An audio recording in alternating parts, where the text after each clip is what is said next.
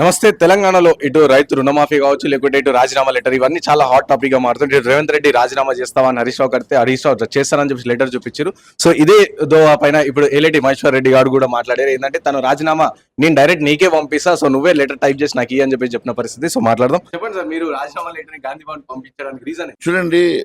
రాజీనామా చేస్తేనేమో నీ ఫార్మాట్ ఉండేది ఆ ఫార్మాట్ అంటారు కదా, అదే ఫార్మాట్ వాళ్ళకి ఇష్టమైన ఫార్మాట్ రాసుకుని సంతకం చేస్తాను. ఒకవేళ నువ్వు ఇచ్చినటువంటి 15 ఆగస్టు లోపల అన్ని ఇచ్చిన హామీలు నెరవేరిస్తే నేను సిద్ధంగా ఉన్నా, దానికి నువ్వు సిద్ధమని అడుగు. ఇప్పటి వరకు దానికి రెస్పాండ్ కాడు. ఆయన బీఆర్ఎస్ కున్నటువంటి చీకటి ఒప్పందంలో ఈయన ఏదో ఛాలెంజ్ చేసినట్టు, ఆయన యాక్సెప్ట్ చేసినట్టు ప్రజల్ని డివైడ్ చేసేసడము. ఆయన ఏదో నేను ఇచ్చిన మాట మీద కట్టుబడి ఉంటా, లేకుండా ప్రభుత్వం దేనికోసం అంటుండు కదా. మరి ప్రభుత్వం దేనికోసం అంటే నువ్వు ఇచ్చిన ఒక రుణమాఫీ మీద ప్రభుత్వం రాలే. నువ్వు ఇచ్చిన 412 హామీల మీద ప్రభుత్వం వచ్చింది. నువ్వు బీసీలకు ఇచ్చినటువంటి ప్రామిసెస్ ఏంది, ఎస్సీలకు ఇచ్చిన ప్రామిసెస్ ఏంది, మైనార్టీ విద్యార్థి యువలోకానికి అన్ని వర్గాల విద్యార్థులకు అన్ని లోకాలకు ఇచ్చినటువంటి నువ్వు ఎన్నో 420 హామీల మీద ఈ రోజు నీ ప్రభుత్వం ఏర్పడ్డది కదా.